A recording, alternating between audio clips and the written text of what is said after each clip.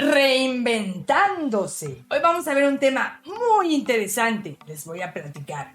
Miren, en los años 60 se llevó a cabo en California, Estados Unidos, uno de los estudios psicológicos más importantes del siglo XX, conocido como el efecto Pigmalión o el efecto Rosenthal. Les platicaré un poco de Robert Rosenthal, psicólogo estadounidense muy reconocido en todo el medio científico, que dedicaba gran parte de su actividad profesional a hacer investigaciones acerca del campo psicológico, del conocimiento y del comportamiento humano. Él estudió e hizo investigaciones acerca de cómo las expectativas que tenemos las personas acaban influyendo en todo lo que nosotros vemos a nuestro alrededor. En toda esta maravillosa historia científica y psicológica aparece otro nombre clave, el de Leonore Jacobson. Ella era directora de un instituto en California de Estados Unidos. Un día se encontró con las investigaciones científicas de Robert Rosenthal. Entonces decide y le escribe una carta para tratar con Rosenthal el que pudieran trabajar juntos y hacer equipo. Leonore Jacobson quería tratar de aplicar los estudios y las investigaciones de Rosenthal en su instituto. A partir de ese momento comenzaron a colaborar juntos. Empezaron a diseñar un experimento psicológico de mucha importancia, que daría su inicio al principio del año escolar. Entrando el año escolar, ellos iban a entrar con este experimento. Cuando comenzó el año escolar, seleccionaron a más de 300 alumnos del Instituto Jacobson y les aplicaron pruebas de inteligencia, pruebas para evaluar el coeficiente intelectual. El nivel de inteligencia de los alumnos había resultado más o menos igual de entre todos los alumnos. Pudieron comprobar que los alumnos tenían la misma inteligencia prácticamente. No había ninguno que despuntara de manera especial con respecto a los demás.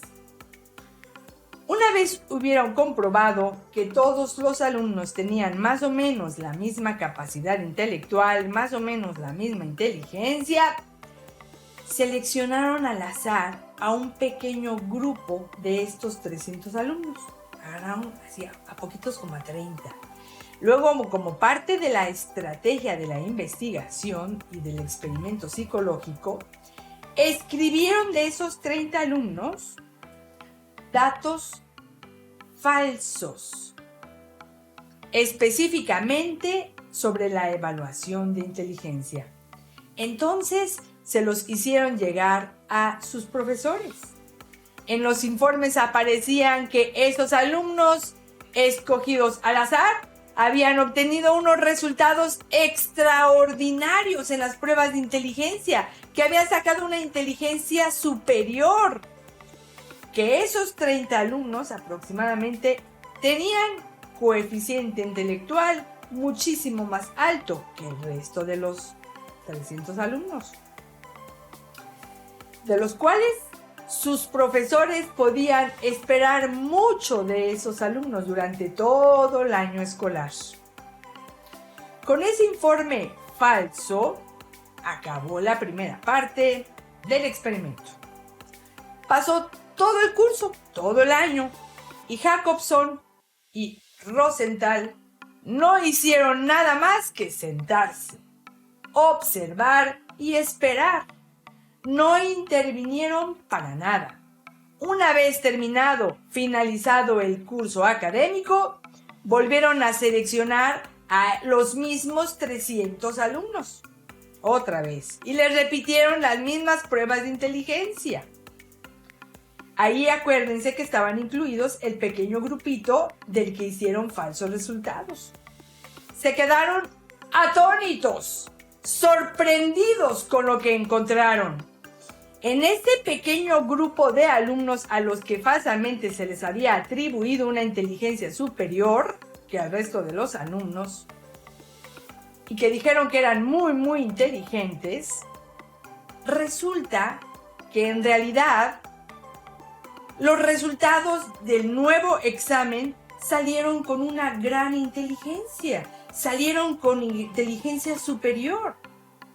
Habían sacado unos resultados en el examen superiores que al resto de esos 300 alumnos. ¡Ah, caray! Pues, ¿qué pasó? ¿Qué había sucedido? ¿Qué aconteció? Que cuando en el anterior examen su inteligencia era totalmente normal, igual que el resto, a estos a los que se les escribió un resultado falso, resulta que sacaron mejor inteligencia que los demás. ¿Saben qué fue lo que pasó? Es que mediante aquellos informes falsos que escribieron al principio del curso Rosenthal y Jacobson, habían manipulado las expectativas que tenían los profesores acerca de esos alumnos. Lo que cambiaron en realidad fue las expectativas de los maestros de esos alumnos, porque los maestros creían que estaban tratando con niños muy inteligentes. Unos alumnos que inicialmente tenían la misma inteligencia que los demás, eran igual al resto, pero comenzaron a recibir de modo inconsciente por parte de los profesores, fíjense, un trato diferenciado, un trato diferente a nivel inconsciente de los maestros, Realmente el experimento es con los maestros. Luego también los maestros mantenían más tiempo contacto ocular con ellos, contacto visual. Otra cosa que hacían los maestros con estos alumnos que creían que eran muy inteligentes, cuando se equivocaban los alumnos, no les atribuían ese equívoco a que tuvieran problemas con sus capacidades, sino que quizá no habían comprendido bien el mensaje. Les repetían más veces que al resto de los alumnos las explicaciones. Se disponían a explicarles más. Les animaban constantemente más que a los otros compañeros. A ellos, oye, ¿cómo ves, Carlitos? Oye, ¿y tú, Luisito, qué tal? Porque creían que estaban tratando con niños superiores. Les daban una serie de oportunidades que al resto de los alumnos. ¡Wow! Todo a nivel inconsciente. El inconsciente de los maestros fue el que realmente fue experimentado. Aunque no tenían por qué, ya que sabían que podían esperar mucho de ellos, sin embargo los trataban de manera diferente.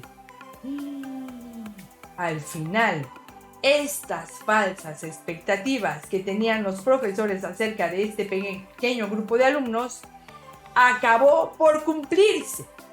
Se hicieron realidad esas expectativas. Cuidado con las expectativas que tienes.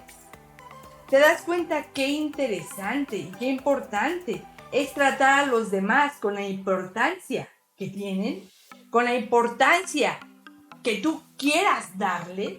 Lo que tú crees aquí es lo que sucede fuera. Eso es lo que sucede. Eso es lo que pasa. Es muy importante que estemos considerando que este estudio lleva a resultados muy interesantes. Las expectativas que nosotros tenemos, tanto acerca de nosotros mismos como acerca de la gente que nos rodea, puede influir de una manera extraordinaria y de manera muy importante en el resultado final. Lo que tú crees, lo creas. Es decir, que se produce, que se crea, que se hace un resultado. Que creen en algo puede hacer que ese algo acabe sucediendo. Y yo te pregunto, ¿tú en qué crees? ¿Tú cómo te ves a ti mismo? ¿Te sabes? ¿Te crees inteligente, capaz, seguro de sí mismo? ¿Te sientes, te vives como quieres vivir finalmente tu vida llena de felicidad, de abundancia y de salud? ¿Te lo estás creyendo o no? Aguas, porque lo que creas se va a convertir en una realidad. ¡Wow! ¡Qué interesante!, ¿verdad? Reflexiona sobre este estudio científico y psicológico de muy alto nivel, porque es una gran realidad comprobada y probada. Y yo te espero en la próxima.